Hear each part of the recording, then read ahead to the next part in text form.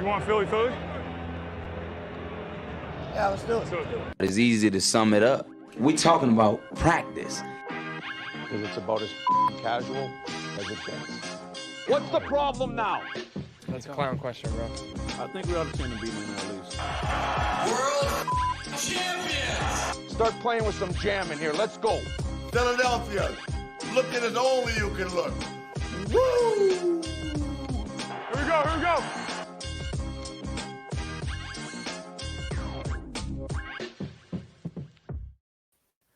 And good evening, everybody. Welcome to another edition of the Philly Podcast. I am Eric Perugini. I'm here with my co-host Chris Lahiff. Pat Houseman has the night off. Tonight we're going to be going over the week in Philly sports. Get some Philadelphia Phillies talk in there as Bryce Harper racked up a silver slugger tonight. There we go.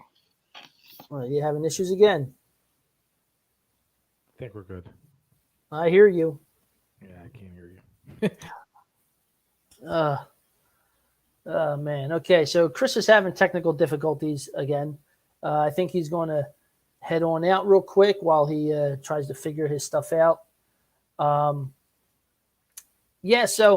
this week in Philly sports, it's been pretty wild. I mean, the Sixers, they're kind of holding their own without Joel Embiid in there.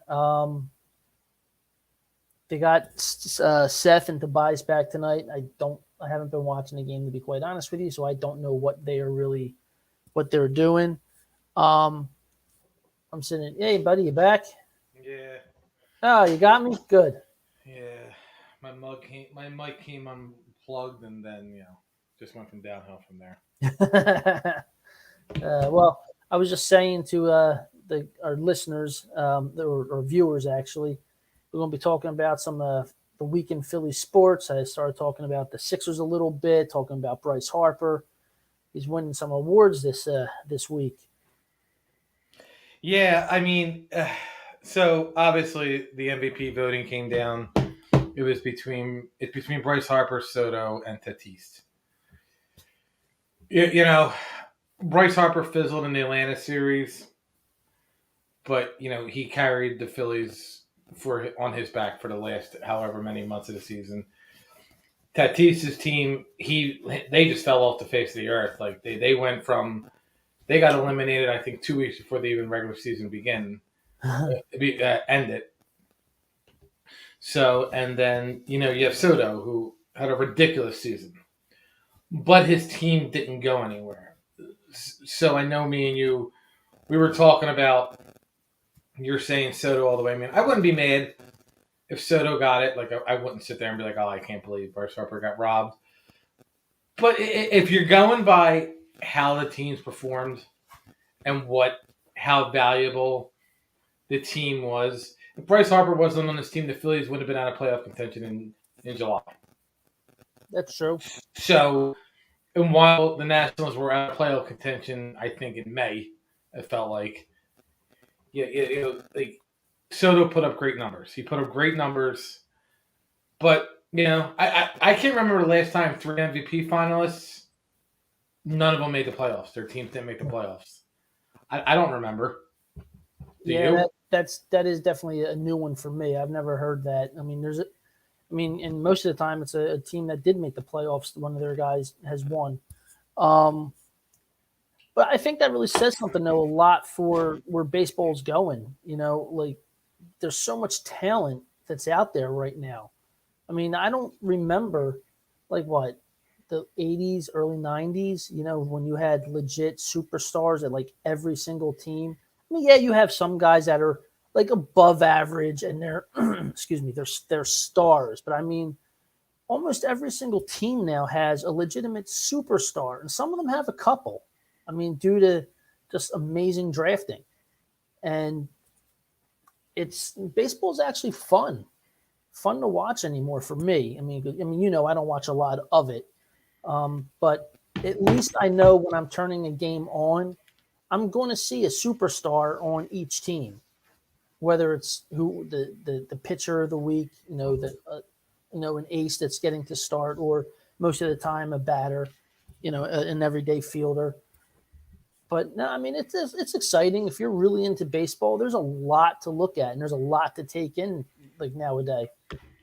There really is. No, and there really is. So with that being said, I think Bryce Harper is the MVP. Okay. People can agree to disagree. I don't think Zach Wheeler should get the Cy Young. It's got to go to Scherzer or Burns. I just think Burns is. I think Burns has got to be the favorite.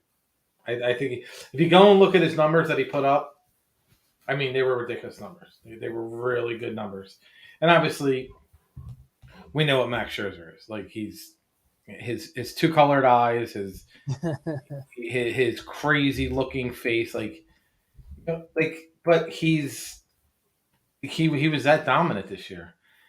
The thing on Burns is, he had 28 starts. He was 11-5. Yeah. So, but he had 100. He pitched 167 innings and had 234 strikeouts. It's a lot. It's a lot in baseball, especially on 167 innings on 28 starts. Now just imagine if he pitched 300 innings, like most pitchers, like old school pitchers. Almost close to 400 strikeouts. I know it seems astronomical because if you do 167 times 2, it's 334 innings. The pitchers don't do that no more. But you do the 334 and then you do the 234 times 2, 468 strikeouts. There's a lot of potential there. Like I don't know. While Wheeler had a great year, I can't see him being the Cy Young. Yeah, no, I agree. I mean, I would not vote for him for Cy Young. I wouldn't do it. Yeah, Scherzer was just, like you said, Scherzer's Max Scherzer. That's what he is. It's who he is. So I mean, I honestly would give it to him. I really would. I'd give it to him.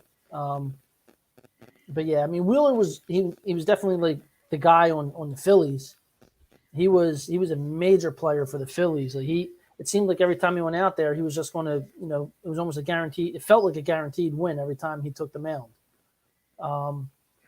So I mean, but yeah, I mean, he took over as the number one on this team, and I'm happy for that. He was fun to watch pitch. I'll say that. Yeah, and I mean, Burns averaged 13 strikeouts a game, or every 13 strikeouts per 9 innings. I'm sorry. So that. Again, in a 27 out game, almost half of his outs are 49% of his outs are strikeouts, which is banana. I mean, obviously strikeouts are up in baseball all around, but that's still a lot of strikeouts to have as a pitcher. You got to go out there and perform. His ERA was at 2.43, which again, really good with the strikeouts and the way home runs were being hit. So for me, I'm not even diving into the American League and the National. But for me, Bryce Harper is the MVP. I'm going with Burns as the NL Cy Young winner. So that's me.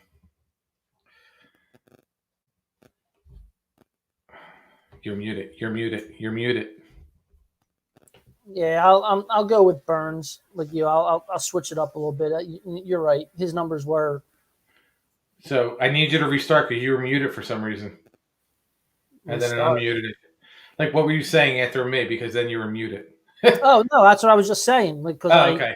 Yeah, that's what I was just saying. I was switching up what I was going to say about Scherzer, and then I was like, you know what? You brought up some good stats there for Burns, so it's like, yeah, okay, but I still go with Soto over Harper. And listen, it's not a bad pick. It's just, you can't go wrong. To me, Tatis, just the way the wheels fell off the Padres, and he was one of the wheels. He's still going to be a great player in this league. It's again, like I said, my vote is Harper.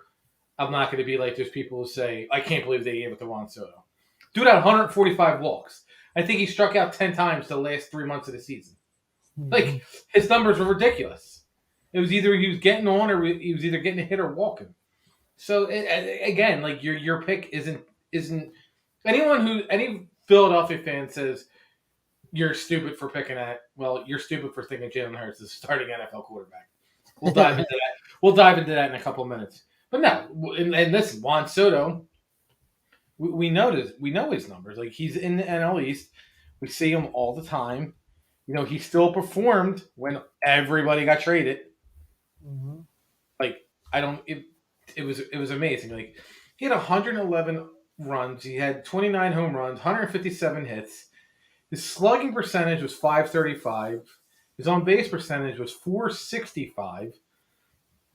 And, that's crazy. He had 145 walks and 93 strikeouts. That's really good.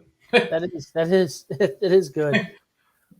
The fact that he was under 100 strikeouts and 654 at-bats, it's pretty damn amazing. And like I said, like I alluded to earlier, with the way strikeouts are up in this league.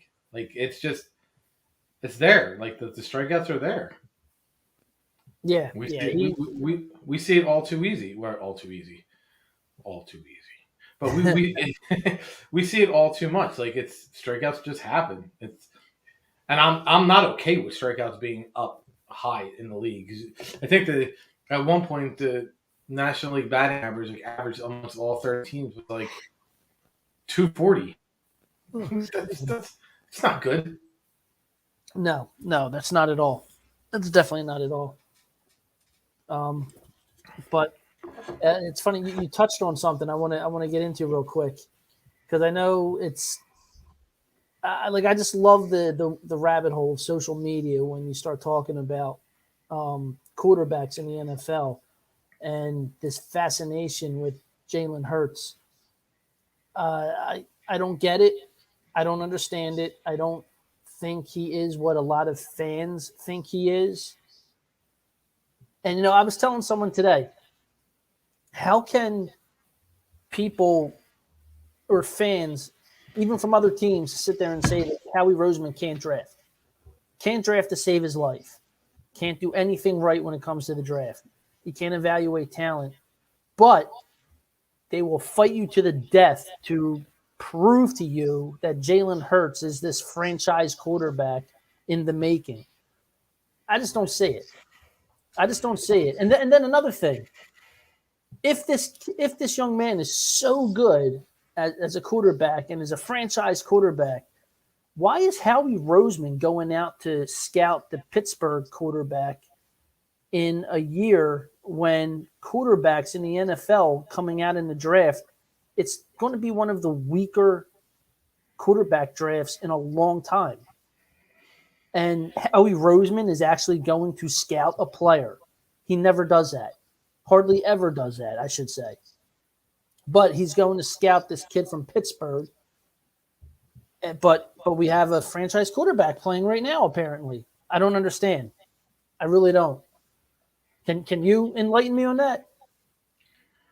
I can, but it's how people will perceive me as being a hater. That's all there is. I mean, I want him to prove me wrong. I honestly do. I mean, he's the quarterback of the Eagles. He's the team I follow. I want him to prove me wrong. I'm one of those people that he talks about that he's got to go out there and pay the rent. Well, he ain't paying the rent. But I want him to prove me wrong. I do. I just don't see it happening. No, and he and I don't understand where the comparisons are. Like, obviously, there were some comparisons today. I'm not going to bring up people's names because I wanted to drink bourbon and whiskey at 7:20 in the morning. So I'm going to say it for everyone and for the people in the back. The Eagles had a franchise quarterback. They drafted a rookie quarterback in the second round who was a projected fourth round pick. Howie tried to be smarter than everyone and draft him instead of drafting Jeremy Chin, safety need. And instead of drafting Justin Jefferson, he drafted a punt returner. So he drafted a punt returner and he drafted a backup quarterback. And then, people sit there and they want to rip the former quarterback. And I you know me, I spent all of 2020 defending him. And then I came out after like week 4, week 5, and I apologized for what I was doing. And I was hoping that maybe the Jalen Hurts people would see it and would apologize for what they're doing in 2021. The guy can't read a defense. He's got one read, and then he takes off to his right. What happens when defenses stack the box? And by stacking the box, they're going to put 6 people in the box. They're going to have a linebacker spy Jalen Hurts or a safety, and then they're going to tell us, beat us with your arm.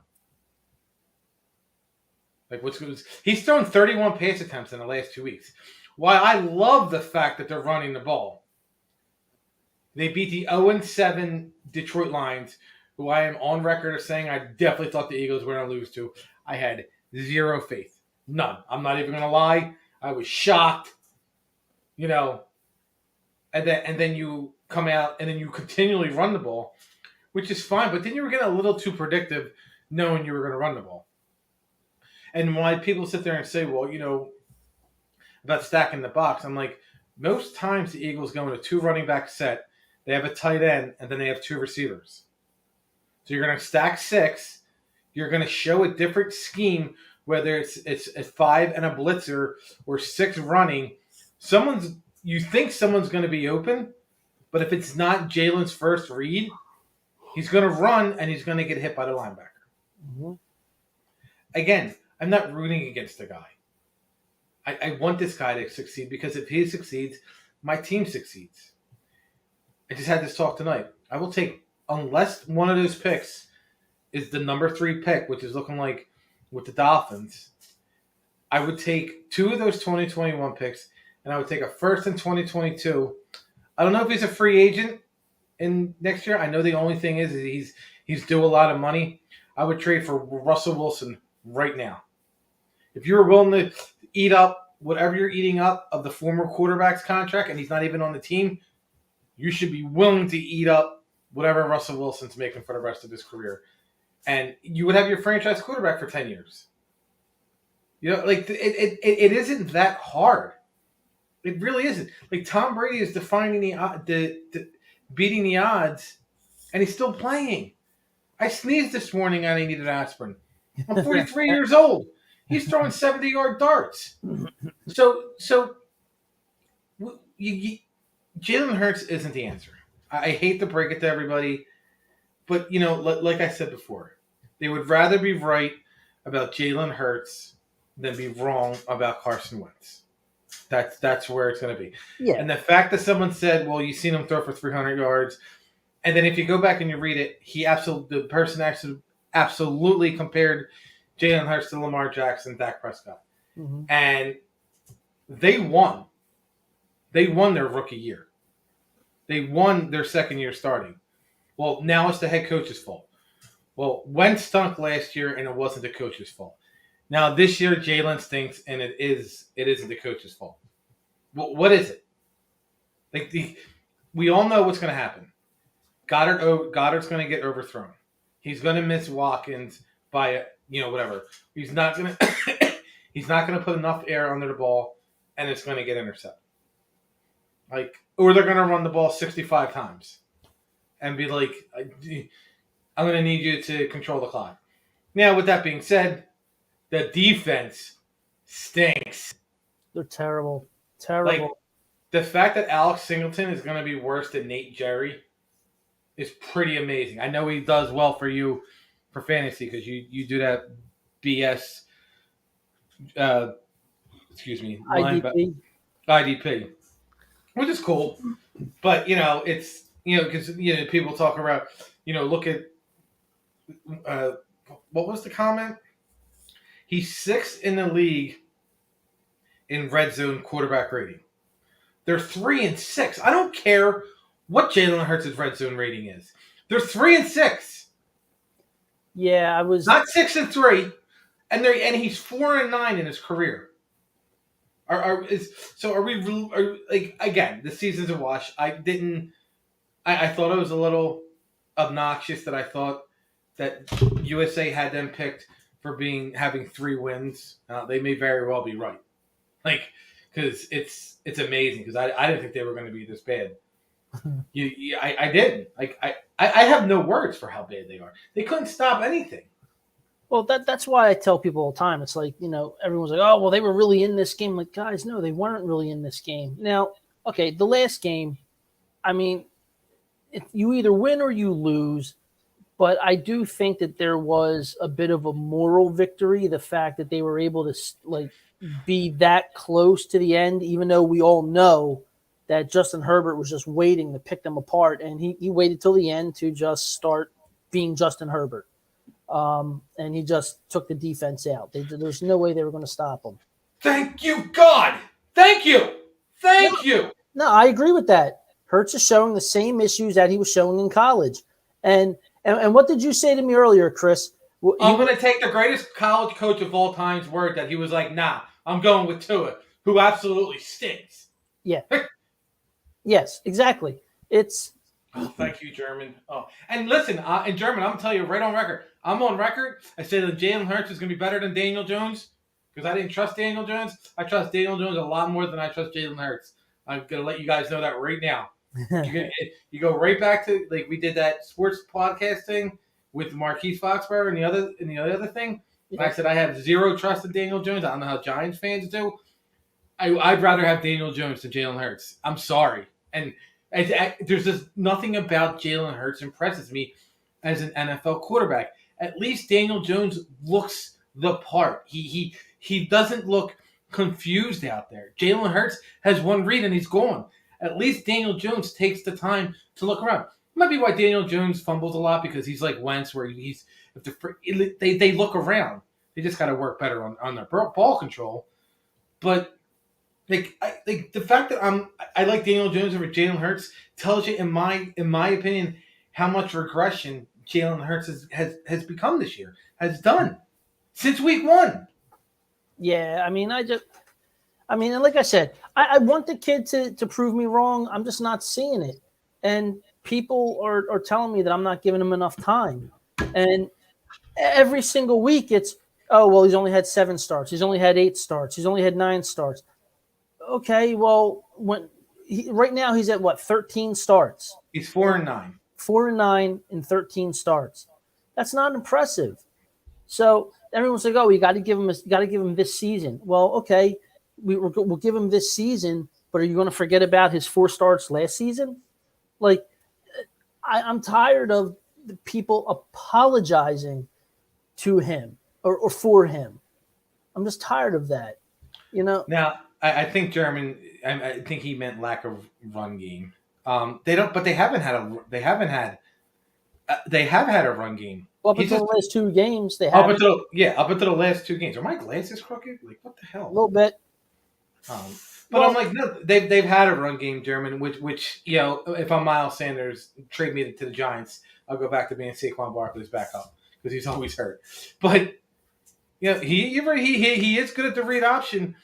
But the way the NFL is, you can't do the read options against Micah Parsons because he's a freak. Micah Parsons is a freak. It's not fair. Honestly, the read option has honestly been one of Jalen Hurts' strengths this year. And I mean, and that's fine. And that's great. And I said it last week that there was in the last game against the Chargers, there were a few times where he actually stood straight up in the pocket, planted his feet, and he drove through the ball when he threw it.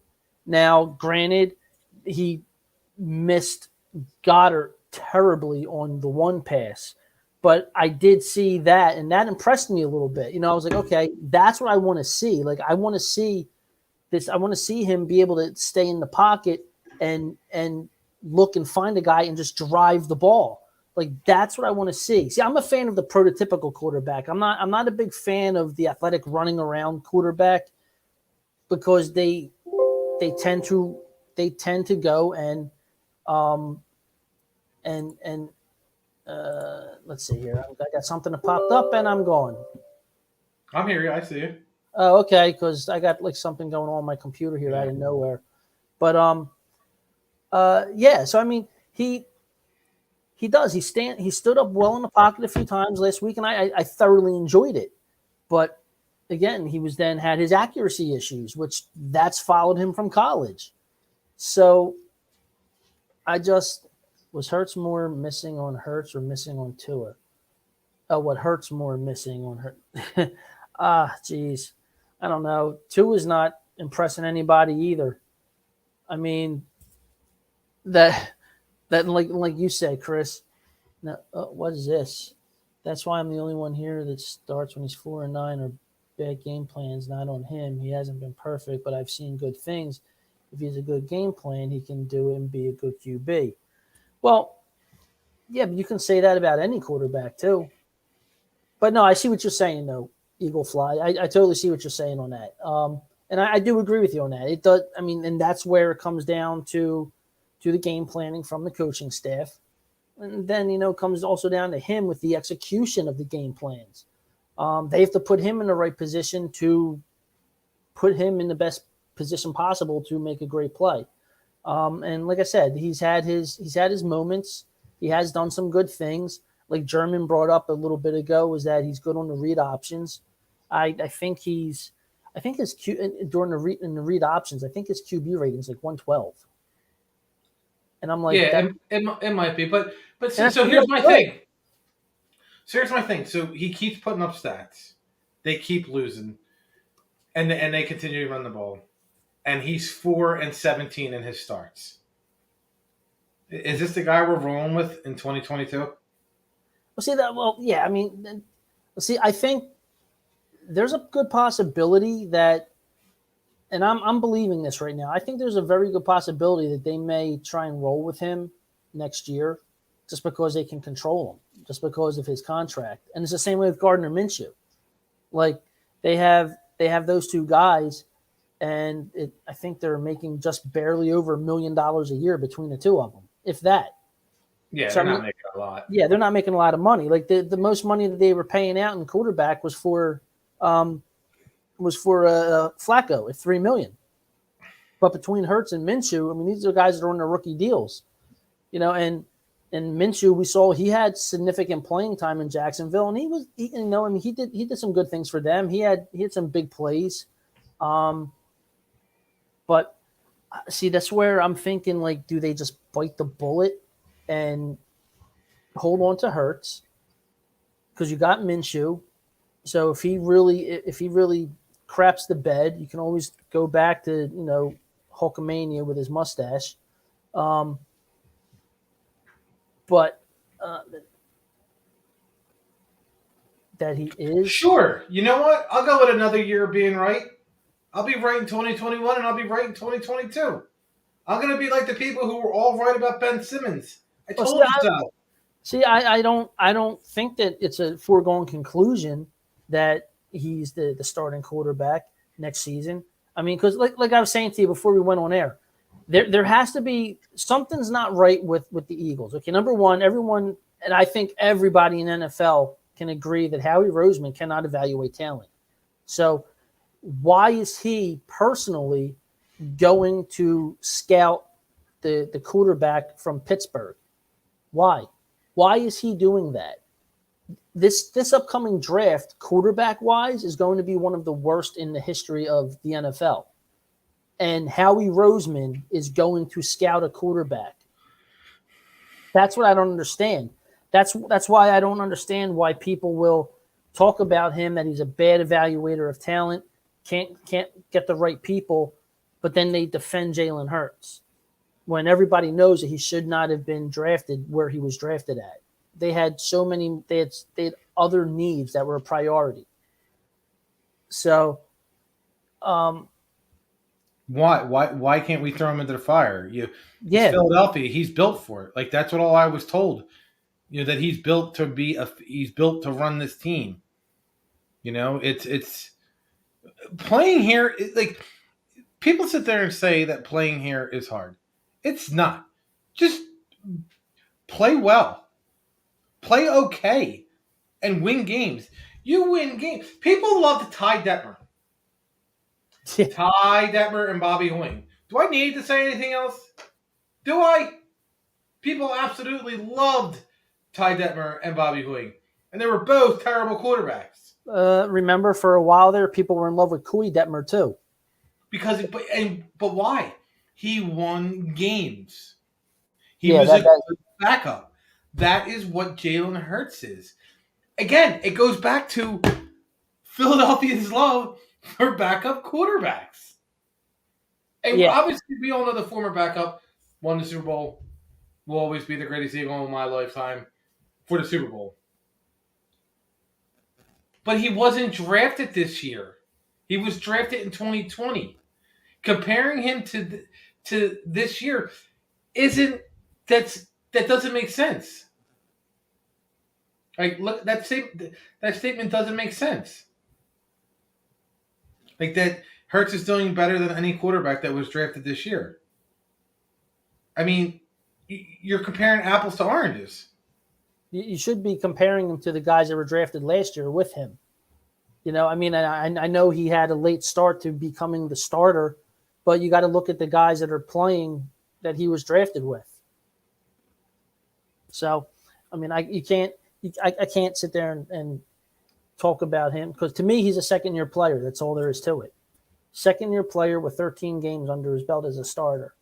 You know, I mean, I know last year wasn't the perfect, how can I say, the perfect training camp and off season because of COVID, how it really screwed everything up.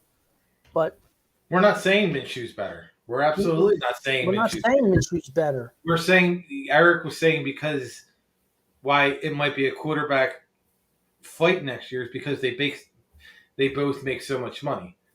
And Justin Fields has the same record as Jalen Hurts. Yeah. Actually, Justin Fields may have 2 less losses because he didn't become the starter until I think like week 3 or week 4. So technically, Justin Fields is 3-4. Yeah, I mean, and he's playing a little. And in my opinion, he's playing a little bit better. Not a lot, not a lot, because Chicago stinks. But I get it. Like, but we're not saying that Minshew is better. No one's saying regarding Minshew. Right now, Minshew has a better resume because he had more time to start directly into, you know what I mean, into the rookie season. Yeah, German's talking about the kid Roseman is looking from Pitt. Kenny Pickett, I mean. Yeah, Pickett, that's it. I couldn't remember his name. Yeah, I mean, he's not – I don't think he's anything special. You're not hearing anybody knocking down the door for him. So here's where I'm a little confused. We've tried to bring quarterbacks in the past young, and they've been chewed up and spit out. Who? McNabb was here forever. Then it was Vic. Cobb got hurt. And then it was, who we had Vince Young here as well. Then it was, I forget, in 2015 was, what's his name? Sam Bradford. So yeah, nobody's getting chewed up and spit out here. Trust me. If you're talking about Wentz, I mean, yeah, it's that's because he had that terrible season last year. So he was awful. He was awful. So I mean, yeah, I mean he's the only one that you can say that's been chewed up and spit out, though. I mean, you can't By go everyone. Yeah. I mean, really, that comment made no sense to me, really. But I mean, I kind of get what he's saying. It's just because Philadelphia has this, right? And and he had the luxury of having Eli Manning for 15 years, and I guess like during the years that he had, we went through McNabb, we went through Vic, we went through Cobb, we went through Foles. Yeah, we basically had a little bit of a revolving door, right? He had the luxury of Eli Manning, who didn't miss a start. And however many years he started from the middle of 2004 until that moron benched him, whatever the hell his name was. Right. That terrible head coach. Anytime a Philadelphia Eagles fan thinks Eli Manning did dirty by the other coach, that coach is terrible. Yes. Oh, shut your goddamn mouth. I hate him. Here come the trolls. No, that's Rich. He's fine. Yeah, I know it's Rich. It says Rich Johnson. I know who Rich Johnson is. Do you? Because it could be a different Rich Johnson. No. Dick Johnson in the house. Yeah, I'm just waiting for King Troll to show up. No, I don't think. Listen, it is what it is. I had to bail out of the conversation. It's especially when he compared his numbers, his second year numbers, to McNabb's second year numbers. Let's go back. McNabb was the number 2 pick in the draft. He was the number 2 pick in the draft for a reason. He had a really good rookie or second year. No, I'm about to say rookie year, about to sound like these morons. He had a really good second year. He lost to the Giants 3 times into 2000. And then he just progressively got better. I've seen nothing from Jalen Hurts that says he's got better. And but they're gonna give him another season, it seems like.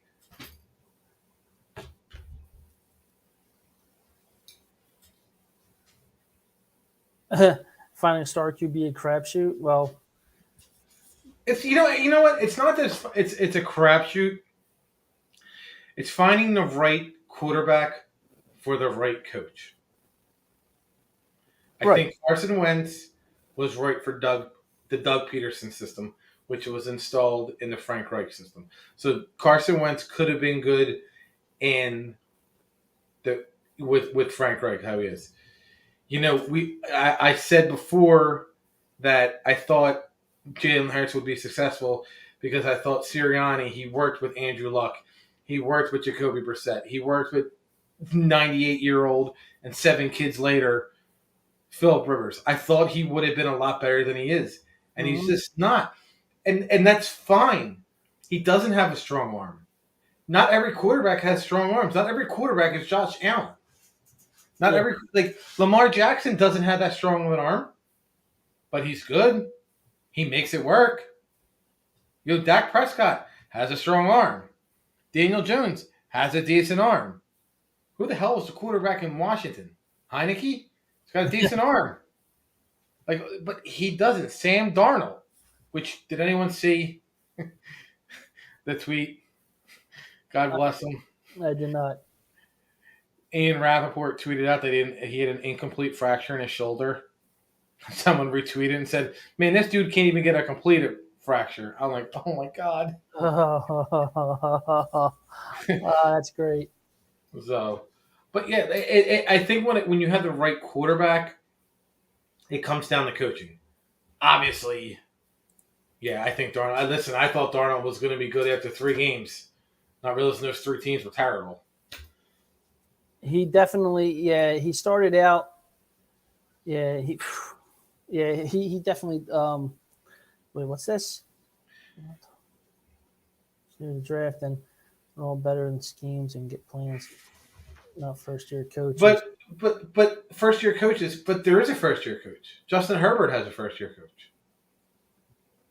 Does that not count? I know Justin Herbert got the job because they tried to kill his backup. like when do we stop? When do we stop with the excuses for Jalen Hurts? So that's all I want to know. Is it week 17 when we're out of the playoff, or week 12 when we're out of the playoffs, or week 17 when we're 5-12? There's never going to be a stopping for excuses for him, because people are going to say, "Oh, well, look at the coaching staff." So that's going to be it. They're going that's what the Jalen Hurts apologists are going to want him next year automatically, because we're so bad this year. And I have no problem with Jalen Hurts being here next year, but he can't be given the job automatically. No, he hasn't. To me, he hasn't proven automatically. If Minshew comes out and lights it up in preseason with the first teamers, it's got to be him. Or if they draft Kenny Pickett, it's got to be him. It has to be. Or you trade for Russell Wilson. Jalen Hurts is I've said that he is an above-average NFL backup. That's what Listen, there's lots of quarterbacks in this league who are good backups. Chase Daniel, that dude's thrown 7 passes and has made a lot of money throwing 7 passes. He's a viable backup. He helps. He's a veteran who can help the young kids. Hurts is a guy who can come in and win you if he's got to come in for 4 games. They can probably go 2-2 or 3-1, because it's hard to defend that. If you have like an immobile quarterback back there, and then he comes in and you have to change your game plan, and there's not going to be a lot of film on him. Now there's film on him. He goes to the right all the time. Like, we know this. Like, I very rarely see him go to the left, and when he does, he throws a terrible pass. Yeah, Or he gets taken down. I've said Jalen Hurts is a good backup. Eric's on record as saying he was drafted to be the backup. well, yeah. I mean, At a cheap rate. there's no way that you drafted Jalen Hurts to be the starter when you had that contract for that extension coming in for Carson Wentz. I'm sorry. There's no way that anyone can ever tell me that this is what the Eagles had planned, that they were going to sign Carson Wentz to this extension when they didn't have to, mind you. They didn't have to, but they signed him to that extension, and then you're going to draft his replacement. I don't understand that. I don't believe that. And I'm sorry. There's too many people that are just, going base deep on Jalen Hurts just because of why. Why? Because he was the backup and they wanted the backup to come in because the starting quarterback was so terrible last year. So now he's automatically this greatest thing. Again, I'm going to ask everybody, if no one trusts Howie Roseman to draft and evaluate talent, and everyone says that he can't do it, don't let him do the job, what makes Jalen Hurts so different? What makes Jalen Hurts different to the point where all of a sudden now he's a franchise quarterback and he's going to elevate his game? I don't see that. I'm sorry. You can't go from one extreme to the other. You can't go total hypocrisy. Oh, well, this guy can't do that, but we're going to flip the switch because this guy's the quarterback. He's going to be awesome. But we can't evaluate talent. We can't draft good talent. I don't know what to tell you. That's the stuff that I don't understand with the fans. And I mean, like, hey, it's great. It's great, Eagle Fly, if you want to have his back. I mean, I've said it already on this show right here tonight. I want him to prove me wrong. We're not rooting against him. It's like, I don't understand. Like, okay, fine. This man here, Eagle Fly, is a Jalen Hurts guy. Okay, fine. That's great. I'm just saying, I don't believe he is a starting quarterback in the NFL. That's all I'm saying. I got nothing against the kid personally. And like you said, Chris, he was told that he can go to another college because what did you say? The goat of college coaching. Yeah, the goat of college football coaching. Let him walk. Was like, I'm done. Yeah, let him walk for Tua, and we see how good Tua's been. He stinks. I don't think Tua was a good college quarterback. I don't understand. He won the national championship when he led them back in that Georgia game, and then everybody was riding him. And that's just look at his receivers he had. Yes, like look at the receivers that he played with. Yep, they're all NFL number ones, with the exception of one we're not going to get into that. But like, he was not a good college quarterback. He just had the players around him. Jalen Hurts, he was like, no, I'm not dealing with that. Yeah, you're absolutely right. And that is where I got mad about Jalen Hurts. Mm-hmm. If your pick wasn't there in the second round, you build your team through the draft to the O-line. You draft the best available player at the offensive line position. That's how Andy Reid did it. He's still doing it. He still does it. When he went to Kansas City, his first pick was Fisher. Yep, that was it. First one. He knew what he was doing. That. Now, but it's funny how like Sherman Estrada here talks about the O-line. We're building the O-line.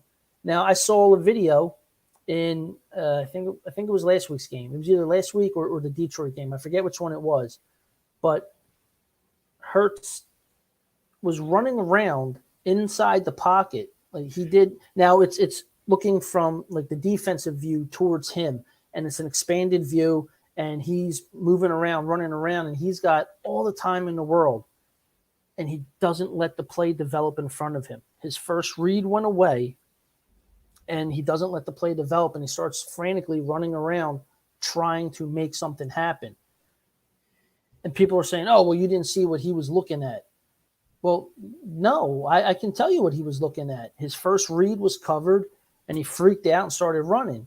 He didn't let it develop in front of him. Now, last week, that the run that he had, he was in the pocket, and he took off running right away. And he was that little tiptoe first down that he had down the sideline. Yeah. On that very play, Devontae Smith got open. And it would have been the same amount of yardage if Jalen Hurts had just thrown him the football. But he had to fight off the defender to get open. But by that point, Hurts was already in run mode. I got to take off. Now, I don't know if it's a confidence issue with him, which I do find hard to believe because he says all the right things and he carries himself with a lot of confidence. So I mean, I heard that maybe they feel it might be a confidence thing in his throwing. Maybe it's starting to creep into his head about his throwing because that has followed him his entire career. So I don't know. I was just I got a little annoyed at that because that was another play. If you watched it develop, he took off running and Smith wound up getting himself open, and it would have been an easy first down. All right. Real quick, we're going to go to a commercial from one of our sponsors. So, they say every watch tells a story. Family, moments, lifetimes.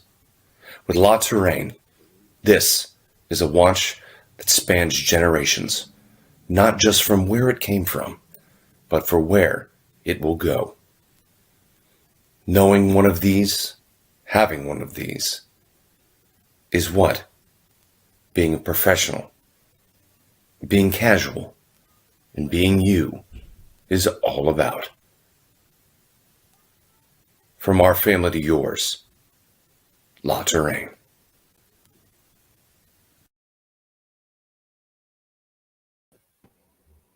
There you go. Thank you again for La Touraine for being a sponsor of the Philly podcast. Go back into it. I love Devontae Smith. I'm going to get into you with Giants fans in a minute. You go real quick. I got to check something. Yeah, German, I completely love Devontae Smith. He is the makings of being like a legitimate, true superstar in the NFL. Everything that I've been reading and I've been seeing that I can find that I subscribe to and I watch, his route running is absolutely amazing. He is so good. I'm extremely happy with that pick. I mean, God knows they had to make up for that Jalen Reagor pick the year before, and they did in a big way. So I love him. I'm really glad they got him, and that's one thing. Like I just love when him and Jalen Hurts do connect. It's beautiful, absolutely beautiful. I love it.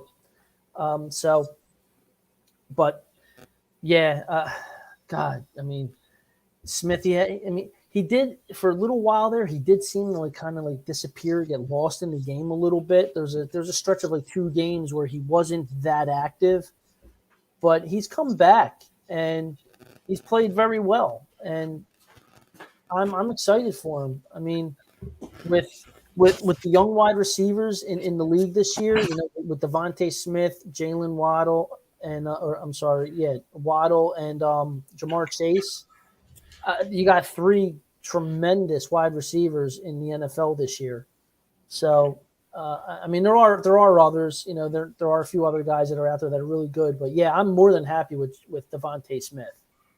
More than happy with him. What about you, Chris? All right. So, I don't know if German was one of the Giants fans who was quote unquote okay with not drafting Devontae Smith and getting what's his name? Tony, I think his name is. Darius Toney. So, which he's shown some skill this year, and I really like Tony. He blew the first however many weeks of the season. He did. He did. I think at one point I had more yards than him. Yeah. Okay, go ahead. I'm sorry. No, go ahead. And no, go ahead. Do what you got to do. I'm listening. No, I was just going to say it's like, yeah. I mean, I forget who it was. Someone had said to me that Devontae Smith wasn't the wide receiver. What they didn't want him. He wasn't on their board. They wanted, I believe it was an offensive lineman. I said, well, then why didn't they go up and get an offensive lineman? I said, because you mean to tell me just because your offensive lineman wasn't there, you're not going to try and do something? Right. So that's where I agree with I agree with that. With him. Like they didn't get Smith. They traded back with Chicago, which makes sense because their guy wasn't there. That was a great trade. And they got, and they got it first from Chicago for 2022, which could very well be in the top 10. They got 2 top 10 picks that the Giants think. Yeah. So I think it was a good trade. They got Tony. He had the one good game where he had 10 catches for 189 yards. And if I'm not correct, if I could be wrong, I think he punched somebody, would have put up more numbers, and he got thrown out. Correct me if I'm wrong, German. He definitely he got in a fight, and I want to say it was that game where he had 10 catches for 180 yards or something. I think you might be right. But then after that, he fell off the face of the earth. Like, he had 3 catches the following week. Then there was the bye week. Yeah, he did. He had 189 yards, 10 catches, and he's taking swings. Like, dude, you're making a name for yourself. Like, what are you doing? Yeah. You moron. And then and then the last 3 games, he's got 8 catches for 71 yards, which. Hey, he's better than J.J. Arcega-Whiteside. He's better than Jalen Reagor. I'll punch Jalen Reagor in his stupid face. Yeah, so mind you, this is with all the injuries and no O-line. Yeah, it's true. I do feel sorry for the Giants. I always feel like it's every time someone's getting hurt on that goddamn team. It really does. I mean, and I remember just like last year or 2 years ago, every time the whistle blew, somebody was going to that damn blue tent for the Eagles. And I was like, oh, here we go again. I was like, here we go. I was like, that's it. So, but, yeah, their only wide receiver. Yeah, because what? Because Sterling Shepard, he's played, 2 games this year? Slayton was hurt. Slayton, yeah. Yeah, he's another Evan Engram was out like the first 3 to 4 weeks. Barkley got hurt again. I'm not laughing. I'm just saying, it's like funny when people sit there and our fans bitch about, the Eagles injuries. Like, don't get me wrong. I tweeted out the other night. I'm like, it's a new season of who the hell is number 21 on the Eagles? Galladay was hurt. Galladay, that's right. He was their big free agent signing, I think. I love playing that game during the Eagles football season. Who's number 21? I've never heard of. It's amazing. It really is amazing the injuries that happen. Like, are these guys not conditioned? I don't know. I don't know. But I get, again, like I said, I feel sorry for the Giants and all their injuries. I will never feel sorry for the Cowboy fans with their injuries, unless it's another injury like Dak had last year, which I was disgusted. Yeah, and that was terrible. When I saw Eagles fans making fun of the guy, it was a disgrace. Yeah. No, I'm not. I don't like injuries. I don't like it at all. So I'm gonna ask German. What do you guys think of Gettleman? We know what Howie is. What do you guys think of Gettleman? Mm-hmm. So I can't wait for that answer. Yeah, he might have just threw his computer because I said his name or his phone. Well, you never know. He may have. German may have bought time. Well, he may have bought time for himself with German because he got that extra first round pick next year. So, I mean, I don't know if that's an extra first round pick or, the Bears GM. There, the game has passed him by. All right, good answer. All right, give me 1 second. That's a good answer. Yeah, I mean, I won't say he's wrong. I mean, but that's where, dude, I say the same thing about Howie Roseman. Now, as like I said, like we said already before here, as a talent evaluator, the guy absolutely stinks. But when it comes to doing cap stuff, Howie Roseman's a genius. Like now there are some things where he has, let's say, kicked the can down the road, but kind of had to because there was no one out there to replace said players. Then the cap makes the appearance. Yeah. So, but yeah, I mean, I would take Howie Roseman's abilities to draft out. I would like throw him out, make him strictly the cap manager, and I think the Eagles will be fine. You get somebody else in there that can evaluate talent. Let Howie Roseman worry about the dollars and cents. Let him worry about that crap. Absolutely, and I'm fine with that. Take that operations thing and make a new job for him. Yeah, make him the cap guy because there's what was it? No, you don't. No, you do not. You absolutely do not. I'm going to tell you this right now. You don't want him drafting your fantasy team. You don't want Howie Roseman looking at your Madden team. No, you do not. No, you absolutely do not. I'm telling you right now, Chairman, as an Eagles fan to a Giants fan, I'll let you have him because that means unless you're in salary cap hell, which I don't know what the Giants situation is, you will have no capital. You will have no players. Go back and look at Howie Roseman's drafting history. Oh my God, Howie! I'll trade you right now.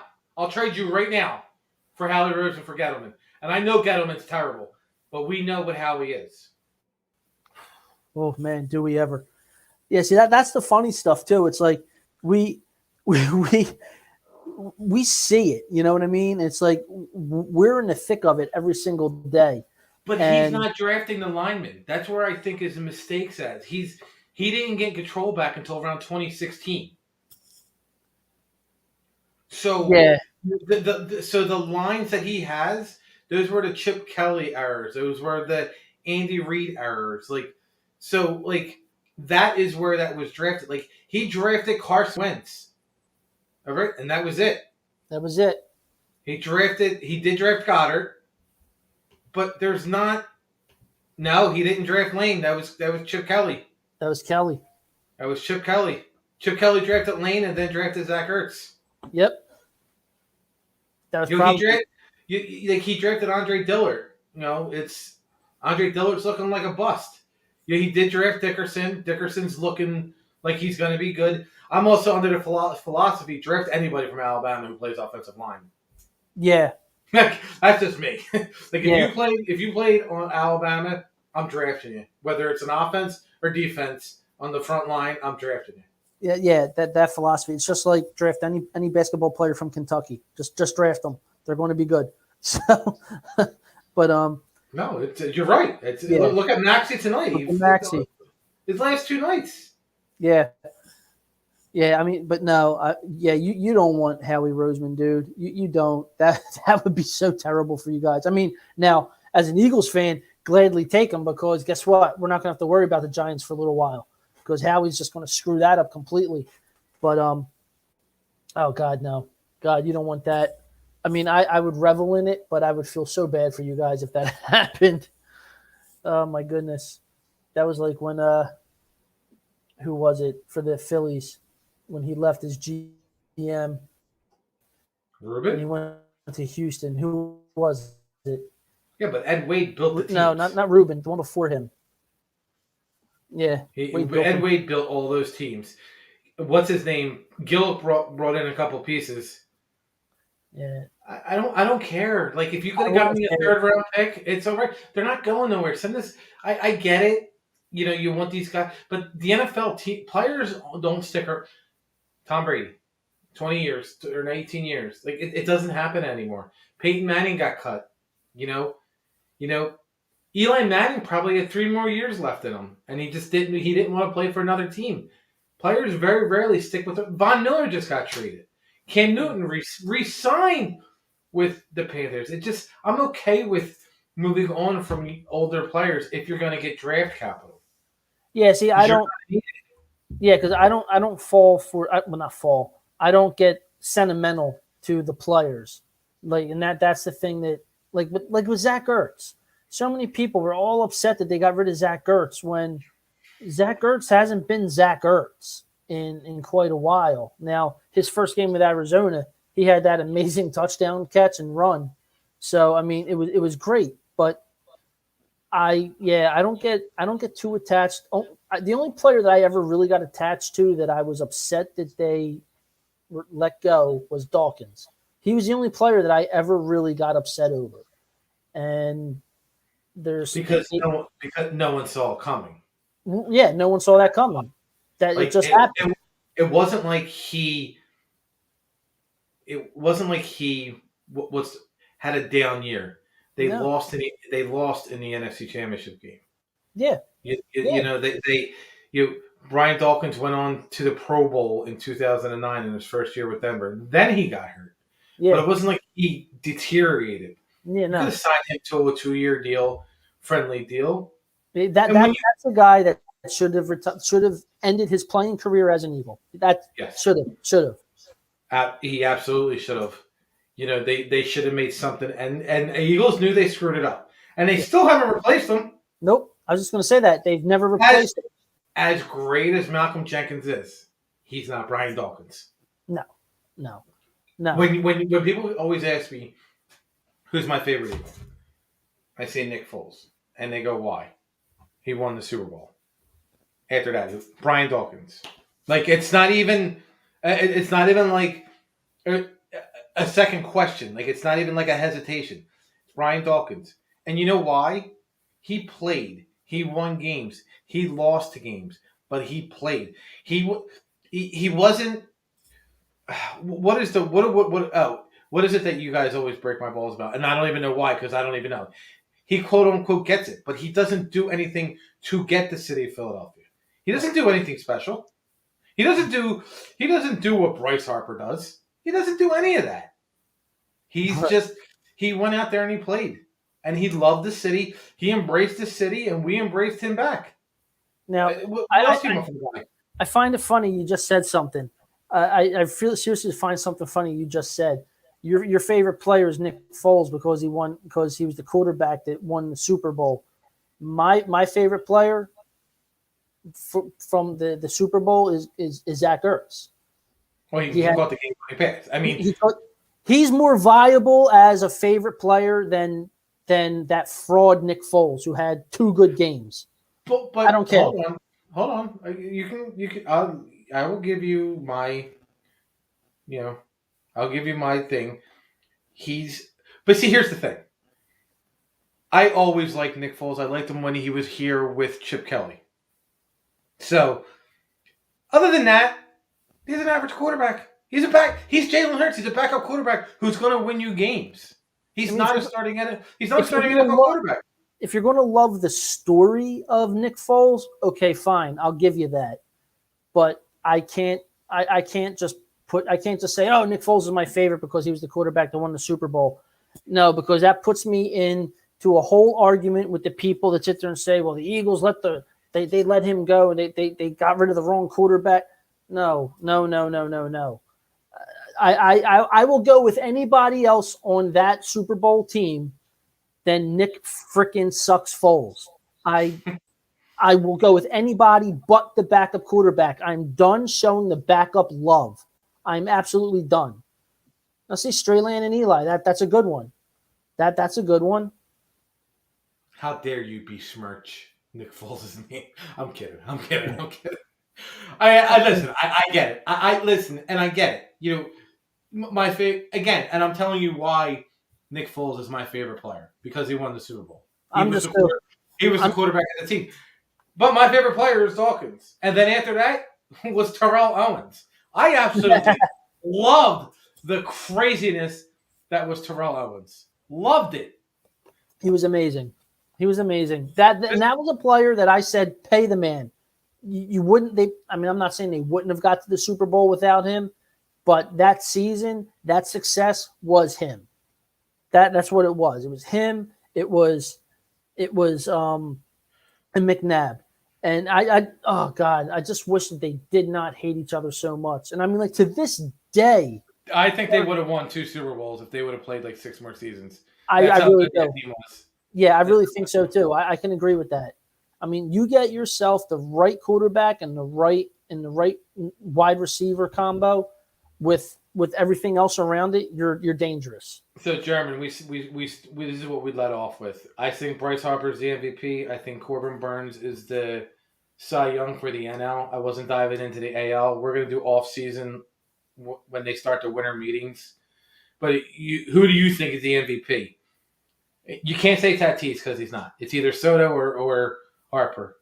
And for the Cy Young, it's either Max Scherzer or Burns, in my opinion. I love Zach Wheeler, but he had a couple bad games when we needed him to step up. And I get it. It's a 162 game season. But you have to be there for all. You gotta do what Bryce Harper did the last 3 months of the season. Now I said I agreed with him. I agreed with Chris on Burns for Cy Young, but I went Juan Soto for NL MVP. The guy was just a monster. I mean, yeah, just a monster. I'm a big Soto guy.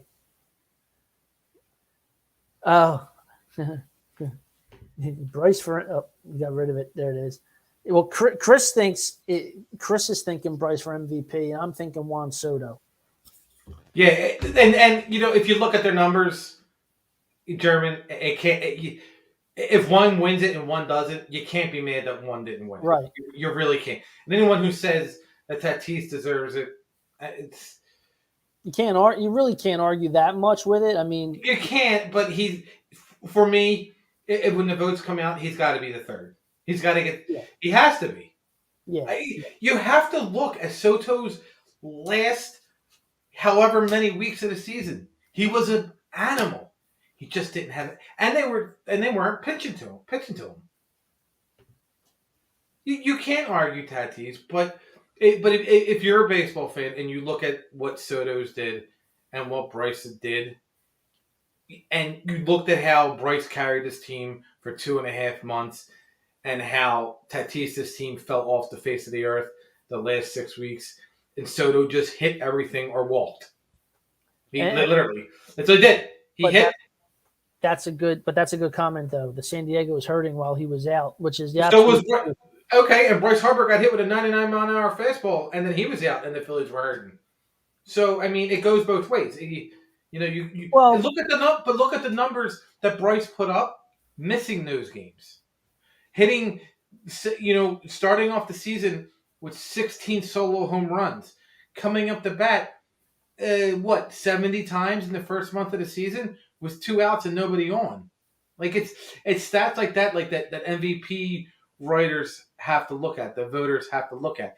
And again, I'm not going to be right. San Diego was going to be for a top spot, and then he wasn't hurt the last 6 weeks, and they fell off the face of the earth. That's my argument. But then you have to look at what Bryce did and what Soto did. He was the only player on that team. Still had 155 hits, batted .313, scored over 100 runs, and had over 145 walks. So they weren't pitching to him, and he was still hitting the goddamn ball. When he was getting on base, he was somehow scoring. How can you say Tatis is more consistent when it's been Tatis' second year in the league? I have to disagree with you there.